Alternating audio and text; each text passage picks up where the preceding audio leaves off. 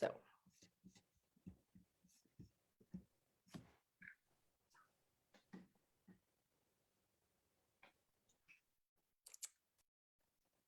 And we should be live now. Welcome everybody to the 10th edition of the ASI webinar series that we've been having. It is already December, and what a year 2021 has been. What started with a complete lockdown in much of the world and a slew of Corona cancellations culminated with the stunning success of the long-awaited Best Sommelier of Europe and Europe and Africa competition in Cyprus. But over the past 14 months, we've brought you 9 different roundtable discussions ranging from alternative packaging to sommelier successions to biodynamic wine growing with guests that include some of the biggest names in the business. But a picture is worth 1,000 words. So here's a video that we are thrilled to be able to share with you to say it better than I ever could. So here is a little recap of the year. Let's see if I can manage to share my screen and show it to all of you.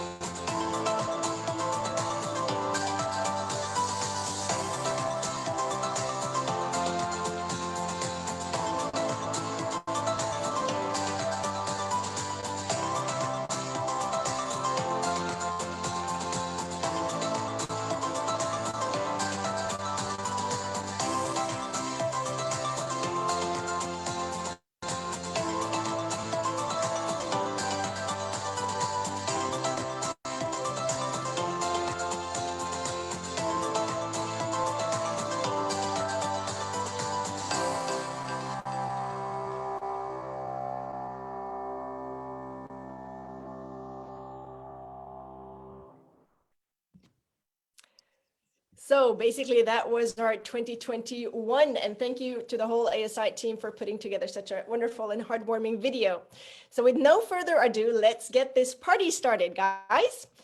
It is the final month of the year. We turn it back to you, our somms, to say thank you for all that you have done and to celebrate all that you are with a virtual holiday party. We have a full cast of star somms here today who need no introduction, but we shall do it anyway. And from the southern wine extremes of Chile, we start with Alejandra Ried. Hi, Ale. Hi. Alejandra Ried started her professional career as a veterinarian. Yes. Oddly enough, her passion for wine, however, took her on another path, starting with the Chilean Sommelier Association School in 2015, then going through the International Guild of ASISomms in 2017 and the WSET the same year. She's an active member of the Chilean Sommelier Association and was actually elected the new president of the association starting in March, and the election was this Monday. So this is all very fresh news. Congratulations, Ale. Yeah, fresh news. Thank you. Thank you so much. And you will be starting first in March because you are very busy today as well. You're working as an independent somm, serving private and corporate clients. But you are making wine selections, pairing and recommendations, and you've started now this year teaming up with a winemaker who I believe was Belgian Lebanese. Yes. very interesting. And you have created a project that challenges how premium wine can be made around the world. So you launched a disruptive, collaborative, and sustainable project, not the least, called Atomo. So today, Atomo.wine already produces wines in Chile, Lebanon, and distributes them on 3 continents. Well done. Yeah. And Very busy. Very cool. And then we travel north to Quebec, Canada, where we find Véronique. I think everyone knows Vero. Hi, Vero. Hi.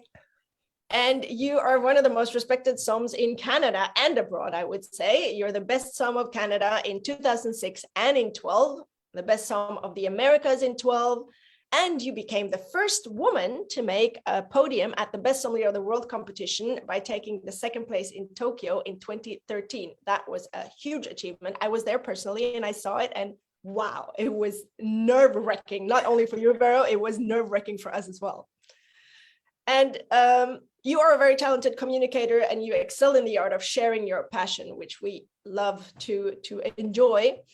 You're a sought-after speaker and trainer, and you're also a wine writer for La Presse, one of Quebec's leading newspapers, official somm for Air Canada, and the owner of Soif Wine Bar in Gatineau. Welcome, Véronique. I can't wait to visit you at Soif at some point. Thanks. It's a great pleasure to be here with you all. Thank you. And then we head east to London, England, where we are thrilled to have Jan Konetzki with us. Hi, Jan. You are He's on mute. He's on mute. Hi. Hi, welcome. Jan is German-born, but he oversees the exclusive wine list for La Dame de Pique in London and all dining outlets at Four Seasons Hotel in London at 10 Trinity Square. And you are in the restaurant right now, which is beautiful, lovely. I've had the pleasure of dining there myself with lovely wines. And you are also doing the 10 Trinity Square Private Club. So as an independent somm, he and his company look after businesses, brands, and private clients. And Jan's distinguished selections of wine has been frequently recognized by critics as one of the finest in the UK. And over the course of his career, he has been awarded 4 times UK Best Sommelier and achieved a number of accolades, including Best Medium-Sized Wine List in Europe and Best Medium-Sized Wine List in the World by the World of Fine Wines for the list at La Dame de Pique in London. Well done, Jan. Continuing our journey east, we found ourselves in Helsinki, Finland, with Heidi Mäkinen MW. Hi, Heidi. Hi. Welcome. Heidi is the portfolio manager of the Finnish wine importing company Viinitie, is that correct? Pretty much. Viinitie. After gaining her Bachelor of Arts with Theatre and Drama Research as her major, wine, what happened?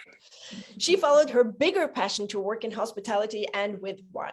She worked for 12 years on the restaurant floor, both in Finland and in the UK. She became the best sommelier of Finland in 2015 and the 8th best sommelier of the world in 2016, a great achievement.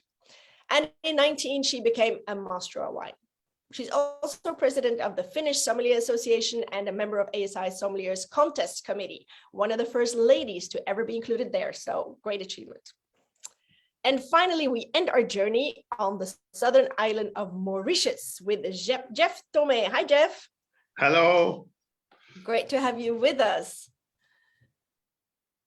Jeff is a very charismatic person, and I've met him several times, and there's always a lot of fun, and he has a gracious congeniality and wine knowledge. Jeff is a true asset to the wine and gastronomy industry, and he took home the title of 2016 Best Somm of Mauritius. He's a board member of the Association of Sommeliers of Mauritius and the Un Chanson of La Chaîne de Rôtisseurs Mauritius, and the Mauritian candidate for the Best Sommelier of the World 2023. So we will see him in Paris for sure. He currently manages the wine and spirits portfolio for Scott & Co Limited, representing the finest alcoholic beverages across the island. And now, let the games begin.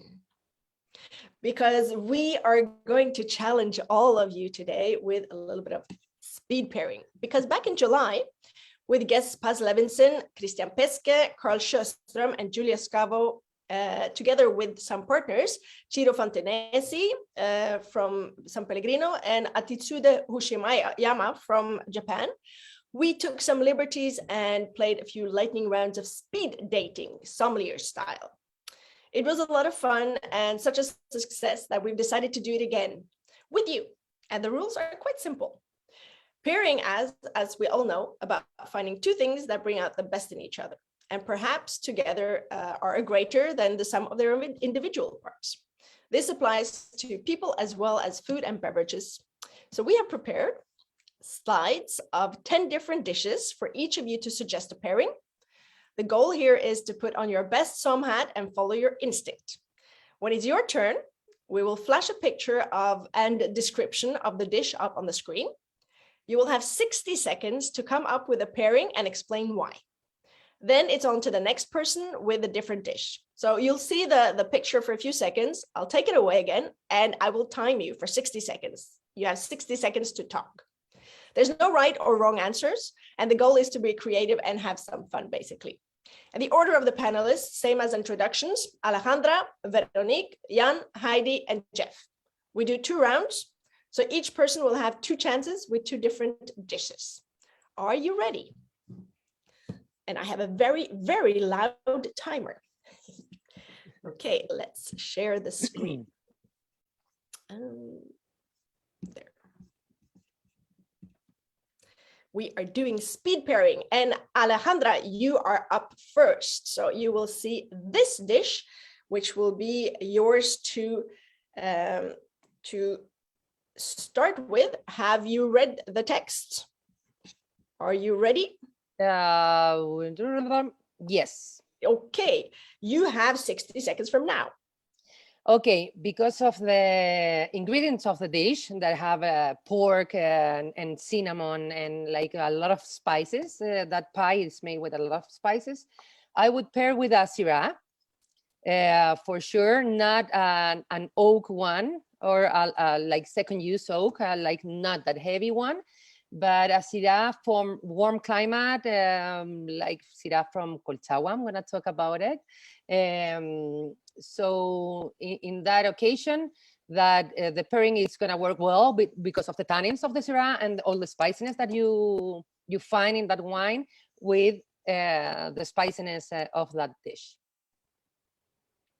Very nice, and you made it on time. Good. Sounds like a nice pairing. I love Syrah. I can do Syrah with basically anything. I'm easy. Okay, I want to jump in because it's a dish from Quebec.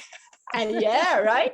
It's a good thing you weren't first because you would be like, oh, that's my favorite dish. I know everything about it. Okay, Vero, are you ready? Yes. Okay, so we're sharing screen. So this is yours. Okay, mustard.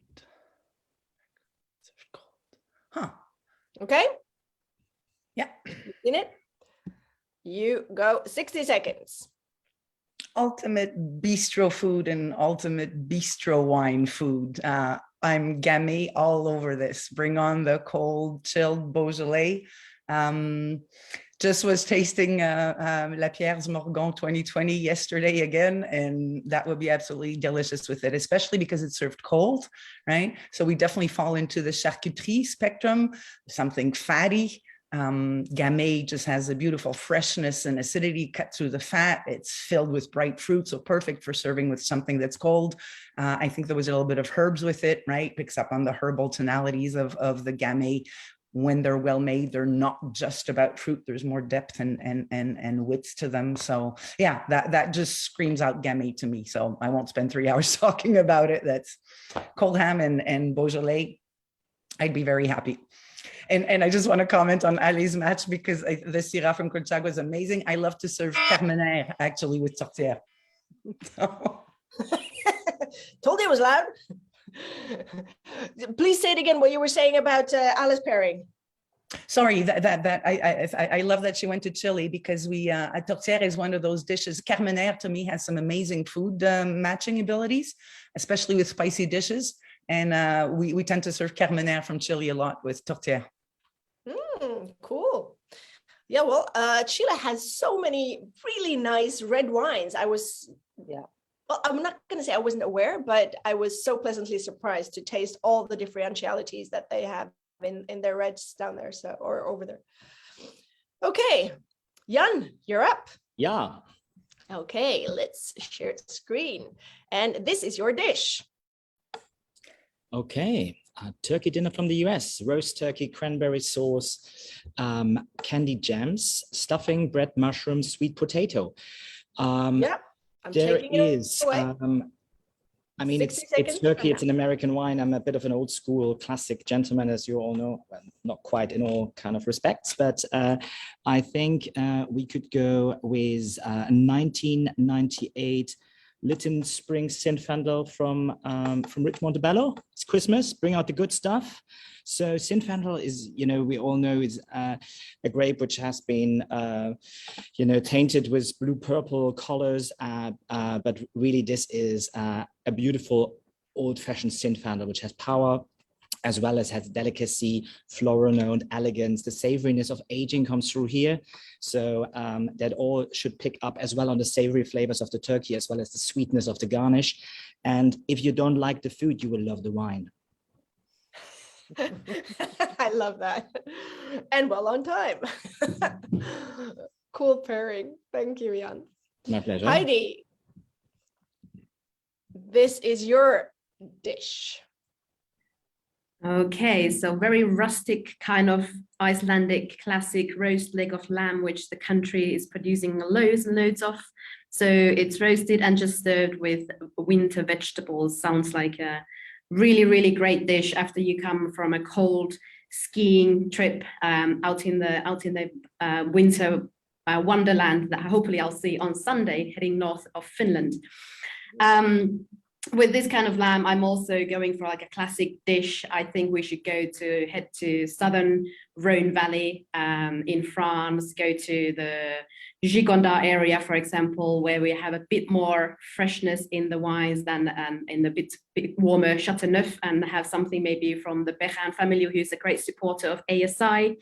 These Gigondas, you can really feel there's a bit more wind there than in the further Châteauneuf area, and I would say that extra freshness brings some good acidity to cut through the fatness of the lamb, but also it has the pretty ripe fruit aromas of Grenache, which is based on, and then that richness of the fruit in the wine will match the sweetness of those vegetables that are naturally sweet coming from the oven. Well, You got buzzed. I think you got most of it there.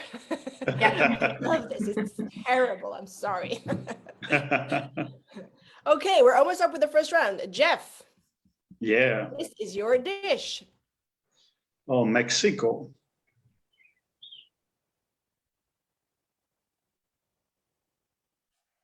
Okay, I will take it away. And Good. you have 60 seconds from now. Yeah, so we have salted cod from Mexico with a lot of garnish, and so it's quite a savory dish with a lot of flavors, and we know Mexico is kind of dish that has a lot of flavors, and I would go for a Pinot Gris on this wine, on this dish, a Pinot Gris from Alsace, from the Kaisersberg region, from Domaine Albert Mann, which has a lot of freshness, but also a lot of aromas, there's lots of flavors, so really to capture all the flavors that you have in this wine, and the saltiness and a little bit of fruitiness of the Pinot Gris will really do a really cool pairing on that dish. Cool, nice. First white wine, all of them have been red so far, but we have one more round to go. So Ale, are you ready for the next round? Yes. Here we go with dessert. Wow, Christmas cake, Japan, sponge cake topped with strawberry.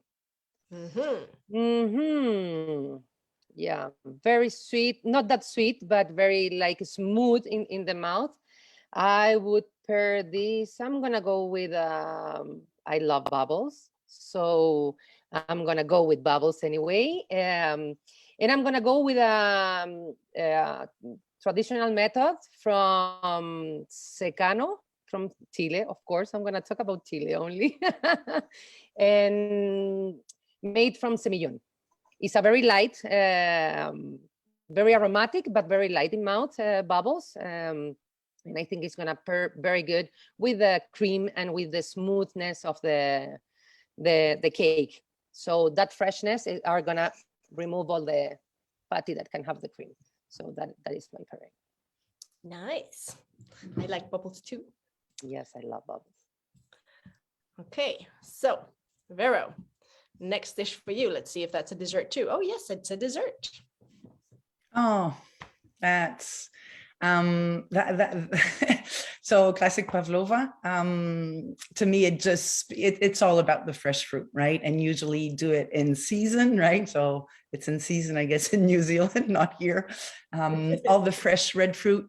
You need to go with something sweet, right? To me, it's really hard to match sweets with wines that aren't sweet. So you need some sweetness in the wine, and you want something full of fruit. So kind of Moscato, right? But think red. Brachetto d'Acqui could be a really good match. You want something that's fruity, that has some sweetness, but that's not overly sweet, right? Not port like, not Sauternes like.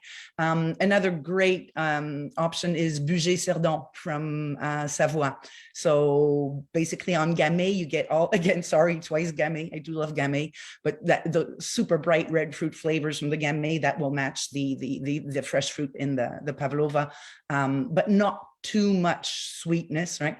And both of them, Brachetto or Bugey, have bubbles also, right? So the bubbles also help kind of balance the sugar in the wine, and it's not overly sweet, so you still have, right? Oh.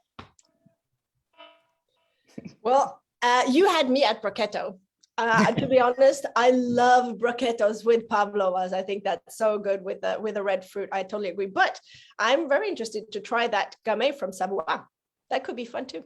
So thanks for giving two options. Yeah. Okay, Jan, ready? Ready. Panettone. That Panettone. It is that's one of the few things which I'm missing the most, being gluten-free. Beautiful. It's a beautiful light cake flavored with citrus zest, vanilla, and a bit of dried raisins in there. So for me, it's something that because it is a beautiful rustic and robust flavors, but it is cooked, so pastry. Those take a lot of flavors. So you want to have something to match that is bold enough, have enough flavor, and is not absorbed into the sponginess of the panettone. So I think bubbles could be a great way. You could go for something off dry, wide, powerful.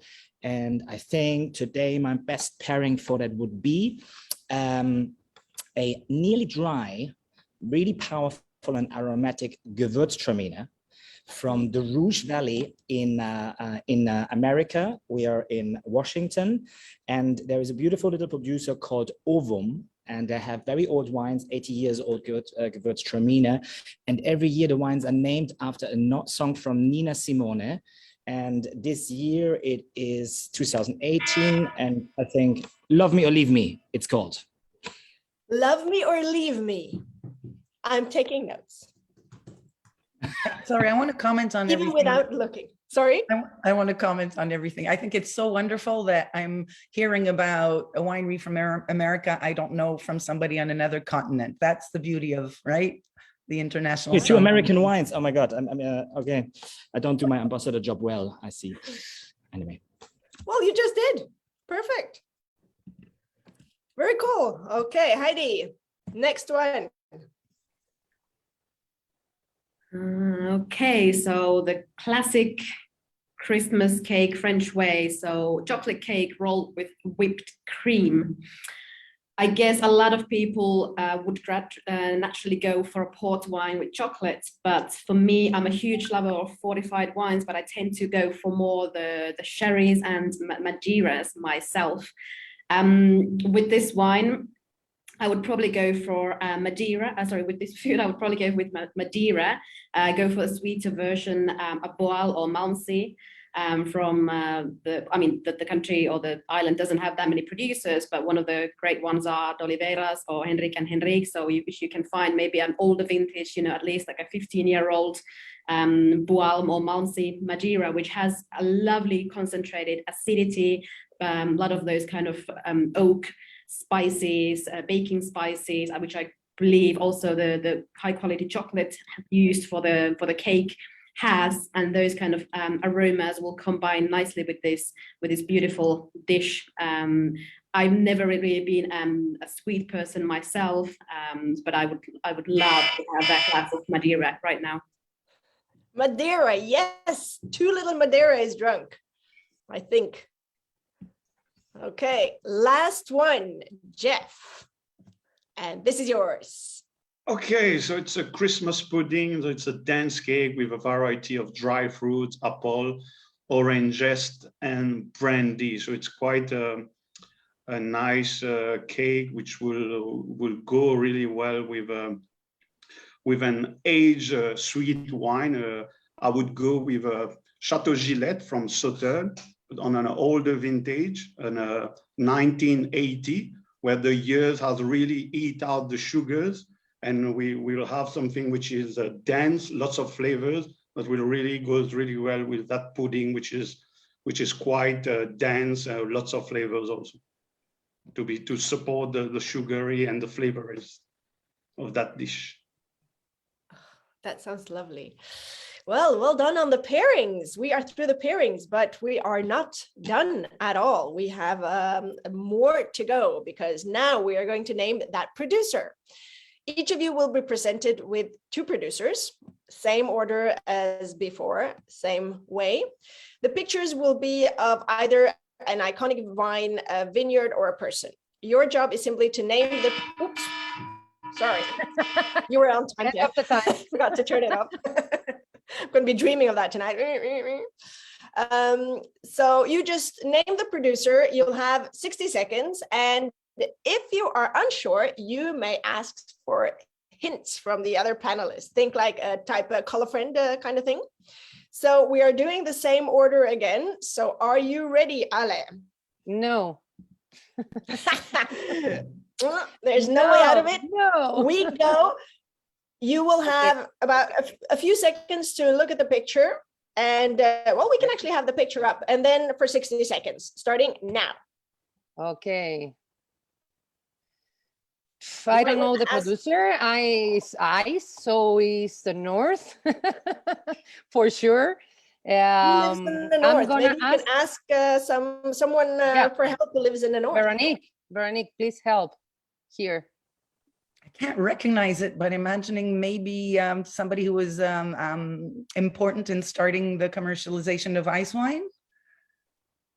Could be like somebody in the north. I don't have any idea. What is this? I feel terrible if it's in Canada. I don't recognize it. Yeah. I don't know. Who says it's in Canada? Maybe it's in Finland. Maybe it's in maybe it's in Sweden. I don't know. Could be somewhere else where they have snow. I think we need to make this a joint task. I don't know. Anybody Any know? of the panel knows recognize this? No, I mean, nowadays you can get snow anywhere, so. No. It is actually in Canada, Vero. I was thinking Enniskillen, but it doesn't look like it. It is in Enniskillen.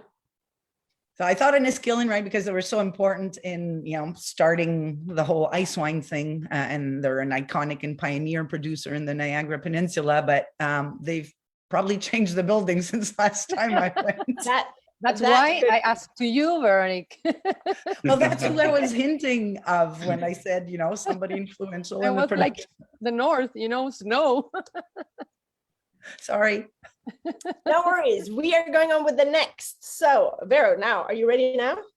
Okay, I am ready. Okay, 60 seconds. Who is this? Oh, isn't that, it's either, oh no, I always mix them up. It's from, no, that's not the guy from Darrenburg. I forget his name.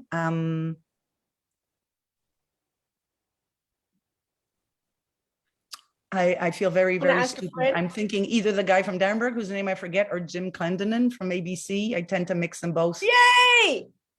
Jim Clendenin, right?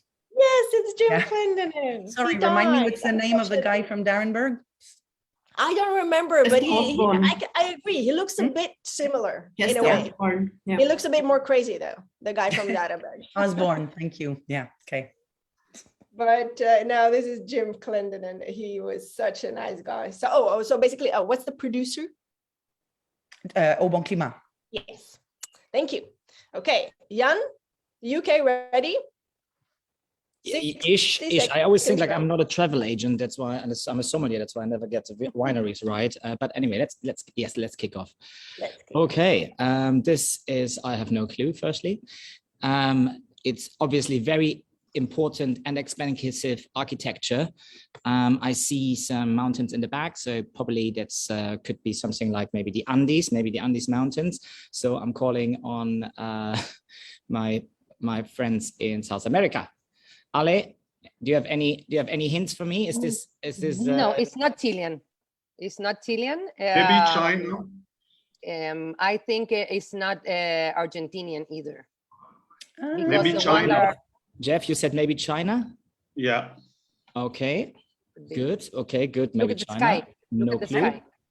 I'm thinking of a large producer in Argentina, but it's That the would- dome that's confusing me. Yeah, it's the dome that is confusing me too. Because Otherwise it looks very Catena, much.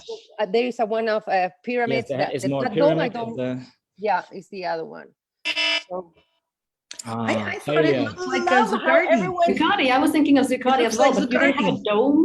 Sorry, I don't remember. what did you say, Heidi? I was thinking Zuccardi. Zuccardi, but do they have a dome? yeah, it's Oh, Vera, Zuccardi. you also said Zuccardi. Yeah. Well, actually, Yeah. I don't know if Jan and Jeff were there, but apart from that, all of you have been there. Ale, Vero, Heidi, you've been there.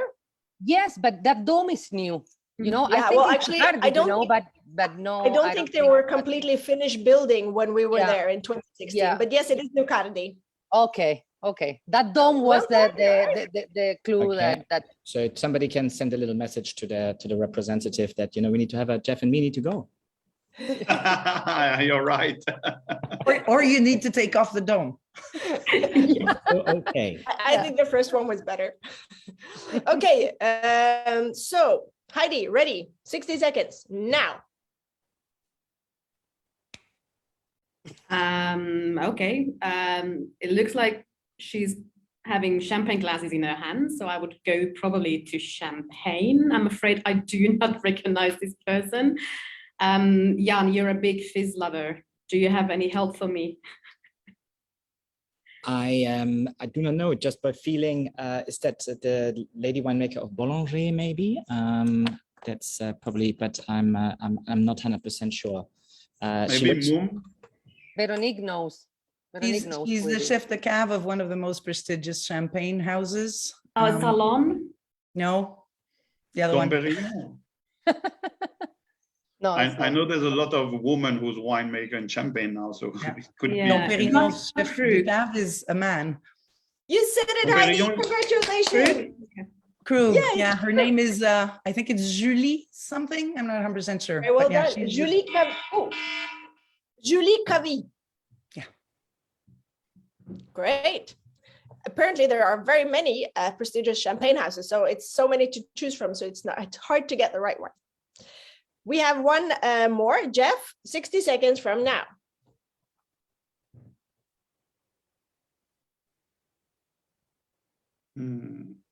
Complicated. Easy. Don't say that, Heidi. Easy for you. Then Okay. you have to ask the right hint from Heidi if she knows. Is it in Liora? Mhm. Okay. One of the most prestigious brands. Yeah, Marquez. Classic, classic, classic. Wire. Yeah. Wire around the bottle. I can't find the name. Can we see the first letter? It's in 3 words. Marquez. I think it's got it start from M. Marquez. or- L. L. No, I can't make it. It's run by 2 sisters. It's No, Lopez- I don't know. Lopez de Heredia Viña Tondoña. And actually, Okay, when we Viña made the quiz, Tondoña. when we made the quiz, it says actually Viña Tondoña on the white strip that you say on the house in the middle there, and we forgot to take it away, so we just saw it before. Managed to take it away. Otherwise, you would have had the answer. We have one more round. Are you ready, Alejandra? No, but it's okay. Oh, that picture is horrible. I don't see the face of the guy. No, it's hard. I know. Yeah, no. I don't. Look at the vineyards. you I just have no have to- clue who it is, but You The just have to vineyard. take away all the people who don't have eggs. Yeah, and inox eggs. Very, very. Does he look familiar to anyone? I'm actually trying to figure out where those vineyards are. The But vineyards, like. I'm not sure. Are we in Champagne again, maybe? No, I No. would like Heidi and Vero to take a good hard look. And I think you might recognize him, and then you can give a little hint to Are Alex. we in Argentina again? Nope. No, You we're in met him Portugal recently. here. Portugal. Yes. What did you say? Portugal? Very good. Yes. We are yes. on to something. Portugal, maybe. He was in Cyprus. Ah, Soleiro. Shh. You were going to give a hint. I don't know. Okay, I found the Sorry. country at least. It was a hint. It would. I would have done the exact same thing. I would have said, so I don't. Okay, moving on. Vero, 60 seconds. well, that's Prince Charles. Yeah. Is he Where together does with he- another prince? He makes wine in the UK, I think. Oh no, isn't that Peter Gago? Well done. Yeah. So, producer is? Penfolds Yes. or Grange. Wow, that was fast. See, as soon as we have a royalty in, right away. I'm like, who's that Gago other is- guy? There's royalty. Who's the other guy? I think Peter Gago is the royalty here, actually. Okay, 60 seconds, Jan. Okay, this is probably something which I should get now. Is that Cloudy Bay? Yes. Looks Wow. like, yeah. Getting too easy now. Well, that was it's a label that sometimes burns itself into the retina of a sommelier over years. That's true. Heidi, 60 Positive for all seconds. positive reasons. Sorry, I should have made it more difficult, but yes, that's I think that's that. Well Thanks, done. thanks for an easy one. You're welcome. So Heidi, let's see how easy yours is. 60 seconds. Oh boy, now I need your help. South Africa. It's clear where it is. It's one of the most prestigious wineries, probably. Probably. But you get the country, right? Yeah, but who Just the get heck? the architecture. Sweet wine. Klein Constantia. Yes. Ah, perfect. Very Thank well. I you. was going to say Cyprus again because he was there, but it was too much of a hit. Okay. Last one up. Jeff, ready? Very prestigious producer. That was a hint. Steep Vineyards. Where do we have Steep Vineyards? Yeah, the steep vineyards make it complicated. The house look like a Bordeaux chateau, something like that.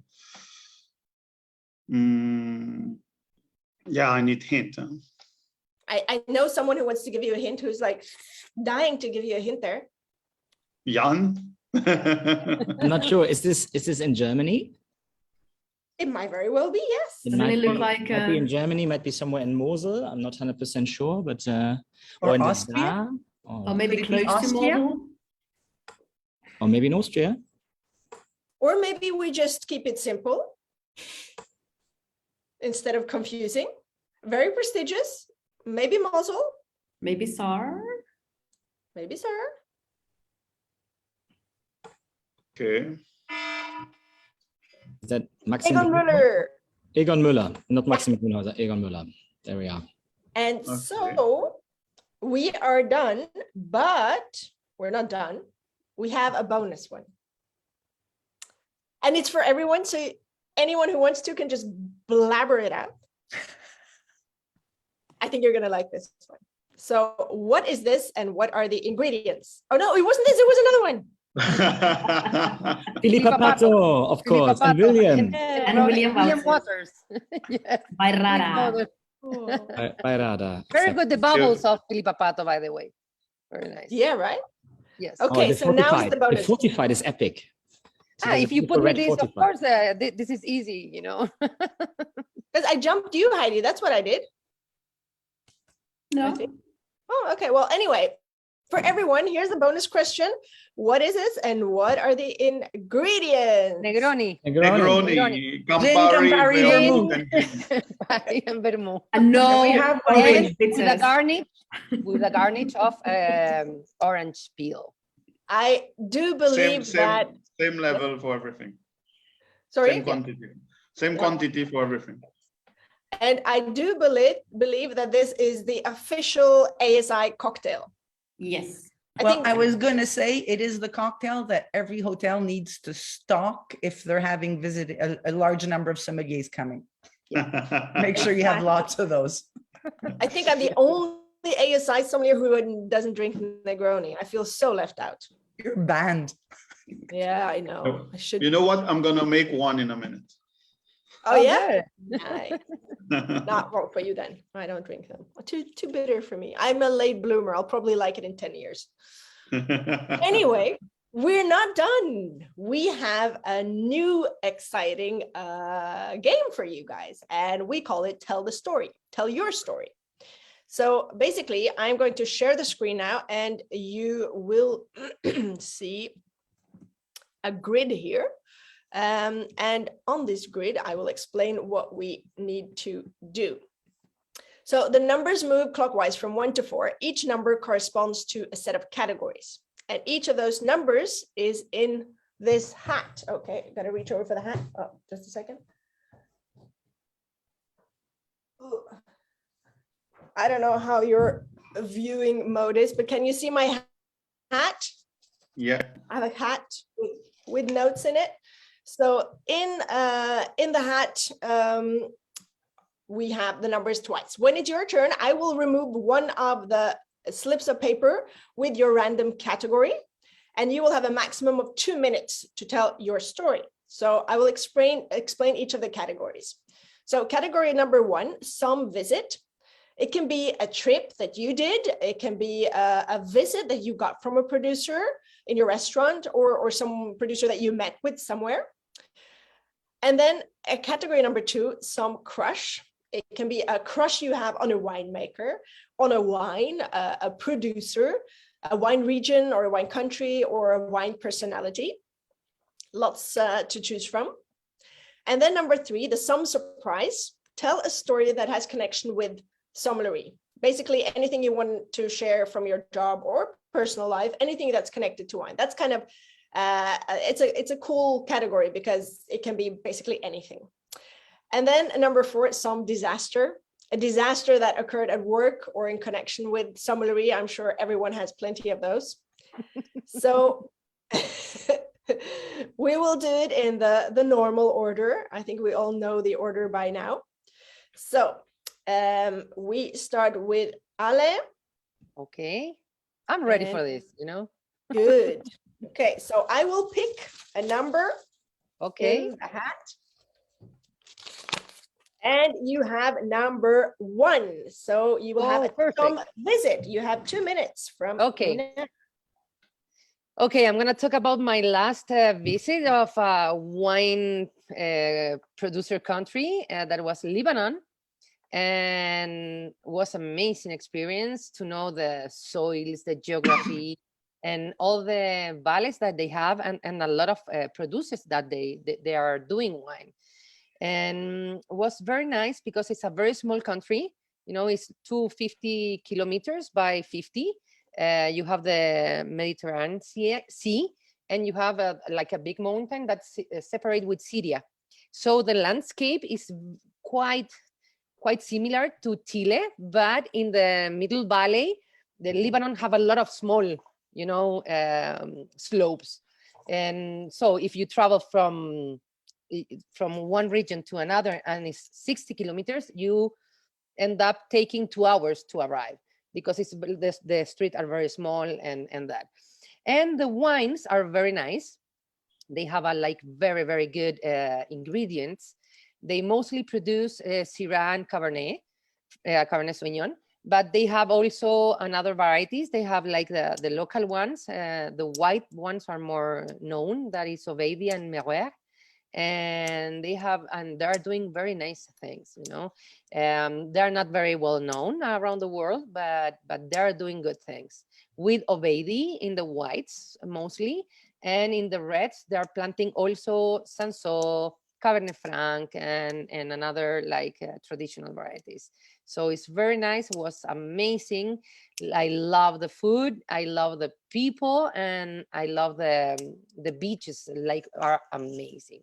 So I recommend to visit that country. They have like around 60 vineyards, wineries actually, and in 4 different valleys. That's so nice. I'd love to visit. I don't know if they'd let me in though. My name is Levi. It's super Jewish, but I'd love to go.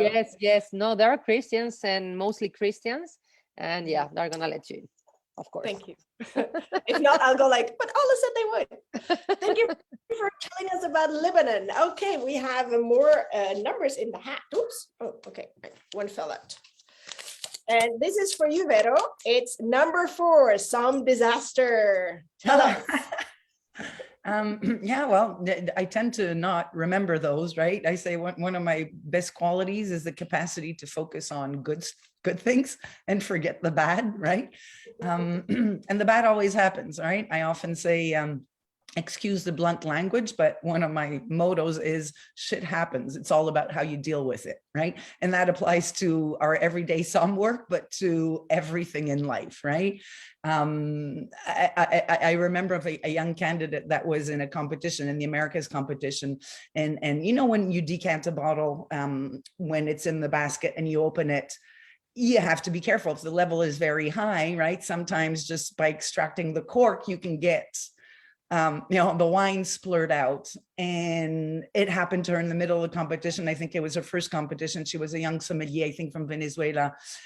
And so that happened to her, and really not just a little bit, but like the wine squirted out of the bottle and splashed the judges sitting right there all over there was wine all over the guests, you know, and she basically completely panicked, started crying, and left the room.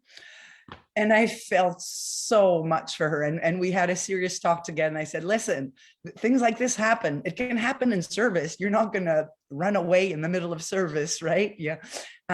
It's all about how you deal with it. So hopefully we had this talk, and hopefully it was able to build some confidence in that. Listen, these kind of things happen all the time. It's your reaction that's important, right? I had it happen at the restaurant just a couple of nights ago. My in front of the house manager, an amazing hospitality professional, you know, 20 years of experience, one of the best I've met in my life. She was serving a table. She dropped a bottle of sparkling wine upon opening it. The bottle emptied itself again on the ground, you know, the kind of thing, twisting around, squirting everybody. She dealt with it wonderfully well because she's a professional, right? Throw in a little bit of humor, manage everything, stay calm, offer some drinks to people around, right? Just take care of your guests. Things like these happen all the time. It's to have the confidence and the experience and the support around you to know that you can manage any kind of catastrophe and turn it for the best, right? But the sparkling thing, that's something you see on like YouTube and stuff. That is hilarious. It's so sad. Yeah. And I'm always telling people about how prudent you have to be when opening sparkling wine, right? Exactly. Because often it's, and there, a top professional, it happened to her also. So it can happen to anybody. Yeah. Just be ready to deal with things like this. Okay, let's see I know who's up next. It's Jan, and let's see what number he's gonna pick, or I'm gonna pick for him. And that would be number 3. So that was the somm. Oh my God, I don't exactly. The somm surprise. The somm surprise. I'm surprised most of my days of my career, sometimes in a good way, sometimes in a bad way. But when I was the first time I went to Portugal was sometime in 2009, and there is somehow no Portugal visit without having dinner at the table of Dirk Niepoort, at his house, where there's always plenty of blind tastings and, you know, little foods and dishes, and it's a very, very wholesome atmosphere. And so I was sat there. It was a holiday. So I only was kind of picked up that I was in Portugal, and I was there with a friend. And in the end of the night, we were less and less people. And Dirk said, okay, we do one blind tasting. And so he went to the cellar and he brewed, and he brought the wine. He went to the kitchen, he decanted it, and it was, a tawny-ish, reddish liquid in there. So we know, we're looking at it, it's like, okay, it's going to be port wine. So everybody very excited, and so he says like, oh Jan, you're doing well with your blind tasting, so tell me what this is. So, and it was just like a breathtaking aroma. You know that complexity that only great terroir and fantastic vintages over age develop. Haunting aromatics, dried fruit, slight nuttiness, a little bit of tobacco, a little bit of cigar box, and in the same time, candied orange zest and a kind of nearly a flintiness to it. So like, okay, he brought out something great. That must be a 63 port. I said it's 1963 port, and he says like, right year, wrong vintage, wrong century. Exactly. So like, okay, well, so it was an 1863 vintage port from a port wine house, which does not exist anymore. And he had a couple of bottles flying around in the cellar. Such a god. So obviously that, as a sommelier surprise, you're kind of happy that you treat it, and you think like, okay, it's 63 greatest port wine, and then they tell you this is 100 years older of that amazing thing that you have expected.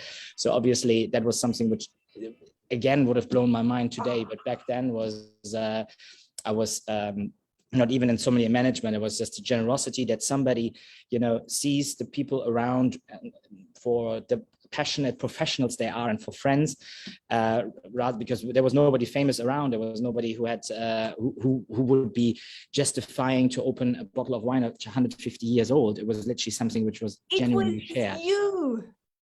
Yeah, but we all know in the wine trade, sometimes people look more of the value that a person that they invite and that they treat brings to them financially.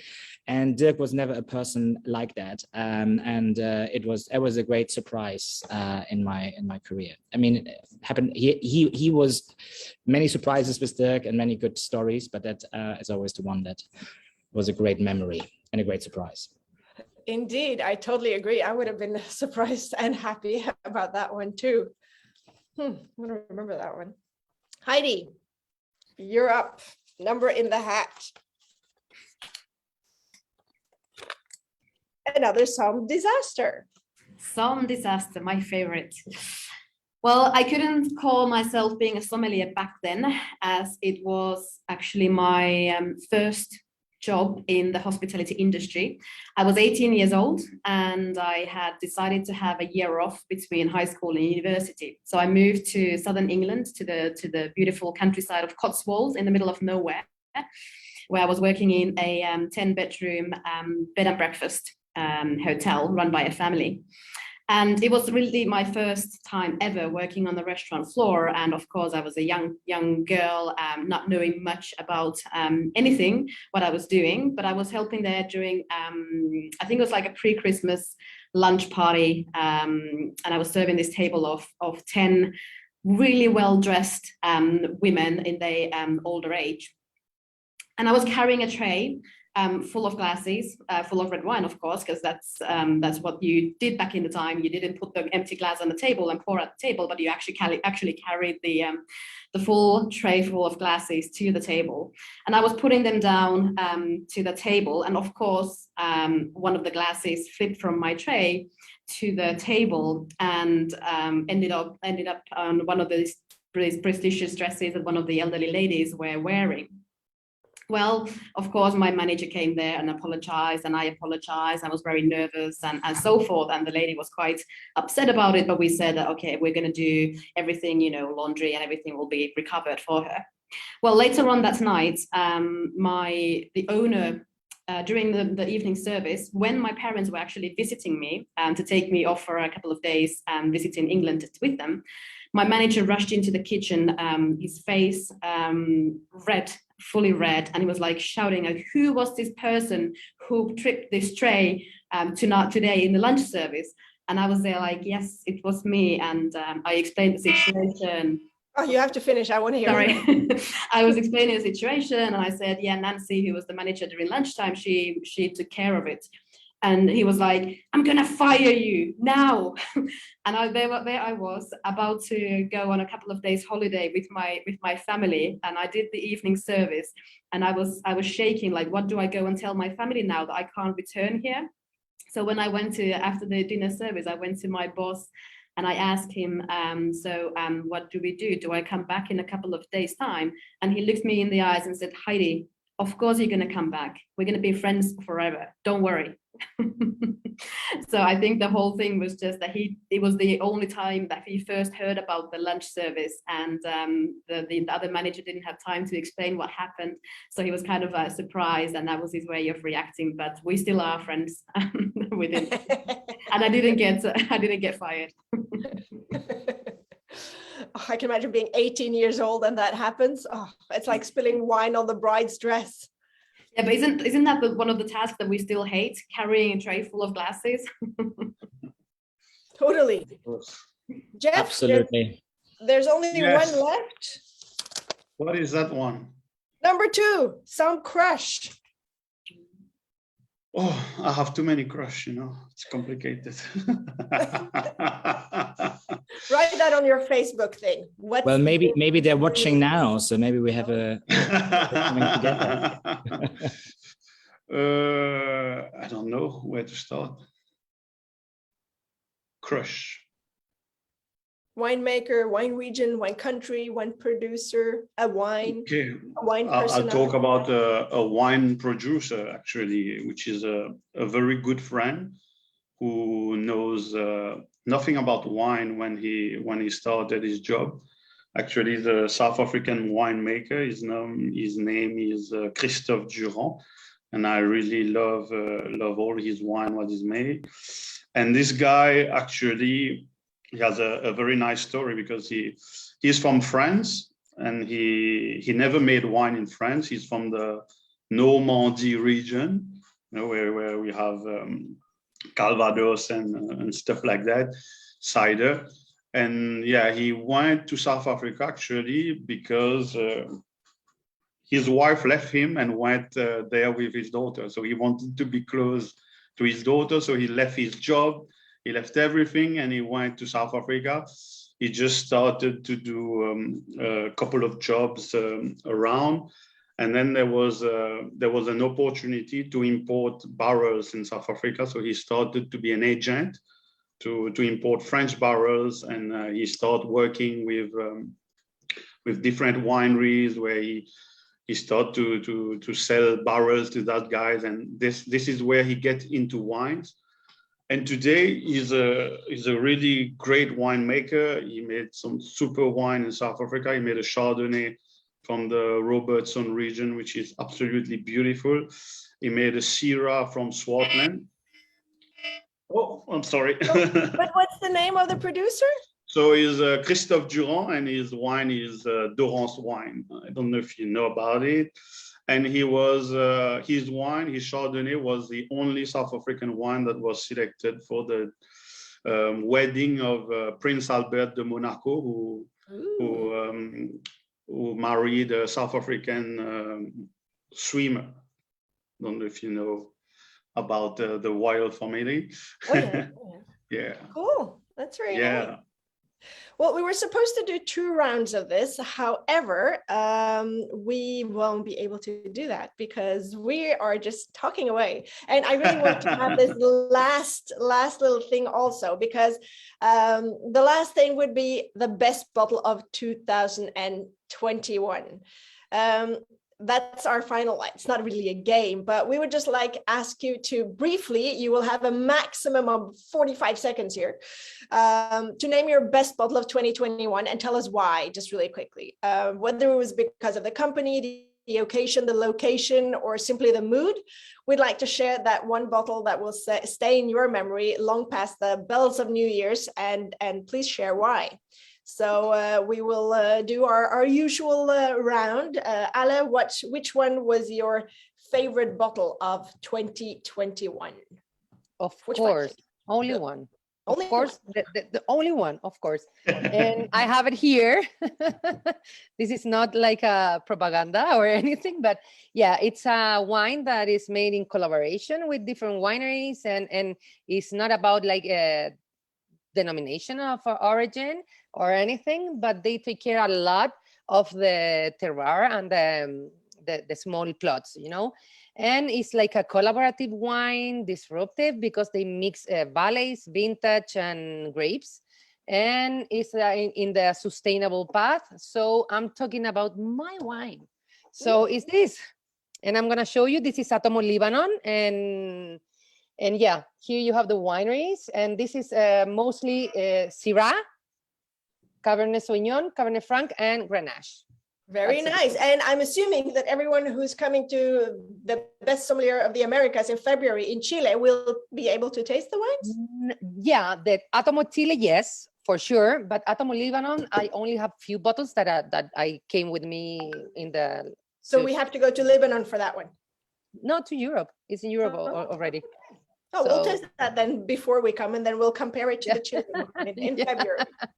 Yeah. Okay, Vero, your very best bottle of 2021 in 45 seconds. Go. Oh, you're muted. On mute. Start my 45 seconds again. Okay, I'll start again. I can't choose just one, you know that. I would like to say every single bottle of champagne I've shared with friends over the year was memorable. The coming out of the Krug 169th edition was quite a nice highlight. I've had some amazing bottles from Olivier Oriot that I really like in the Aube. But you know what I like? I love bubbles, and I love when they're affordable. And if my best wine is one of the wines I bought and drank the most, this would definitely be it. You can see that. It's Domaine de Mouscaillot. They're in the Limoux. This is a Crémant de Limoux, so it comes in at, you know, a fraction of the price of champagne. It's Chardonnay, Pinot Noir, and Chenin Blanc, traditional method. I love the way they work. I love it's got the richness of a more southerly climate, but the freshness of their limestone soils. It's amazing. I drank lots of it. Cool. But I love that because it doesn't need to be the most expensive bottle. Like you say, it's what you've been drinking the most of. Perfect.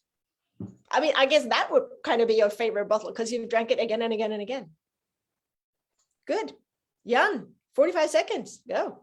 45 seconds. And yes, I had to think a long time because we are very lucky as sommeliers and to open different wines and sometimes to drink them ourselves. But something that really threw a positive curveball at me was this year we had a beautiful dinner of Champagne Salon here at La Dame de Pique, where we had 19 vintages of Salon, which we compared over an 8-course dinner. And I was Didier Dupont was here himself. And the Absolute Salon is obviously a unicorn champagne, Menil sur Roger, super rare, super expensive. But there was one bottle, 1979 Salon, which was disgorged in 2019. So it had 40 years on its lease. And that was mind-boggling. I want to hear how it tasted. Me too, me too. So I was just like started dreaming away now. I forgot about just imagine it had just a kind of purity, which you kind of get like, it's like a mountain crystal, like looking at one of these amazing mountain crystals, that kind of purity that wine had. And we had kind of a freshness, which reminds you to have a morning walk in the Baltic Sea at the beach, you know, like slight touches of salinity and really haunting. And then it was complex and layered and had a kind of gravitas to it that really, and that brought that kind of, you smell that wine and it brings that excitement to you, like you would meet one of your idols that you have never met in person and spend time with them. So really something where, you know, the world stopped and I just said, okay, that's probably a one-off in the world, which I would never see again. And it was really a wine where it all came together again, the reasons why we start in the business and why we do what we do. Beside the great people. I'm guessing it's a good thing you didn't get number 2, the Somme Crush, because then you would have had to tell the story twice. Absolutely, Didier and myself, that's one day. Okay, Heidi, your favorite bottle in 45 seconds of 2021. I also had to think about this a lot because it feels like we missed out 1 year, so I'm not sure what happened this year, what happened last year because of COVID. You know, you don't really track back the history correctly. But I must say that one of my ultimate favorites within the whole wine world for a couple of years have been the red wine made of Cranche de Père. And this year, of course, was a very touching year for Domaine de Cranche de Père because of the passing of Laurent Boyer.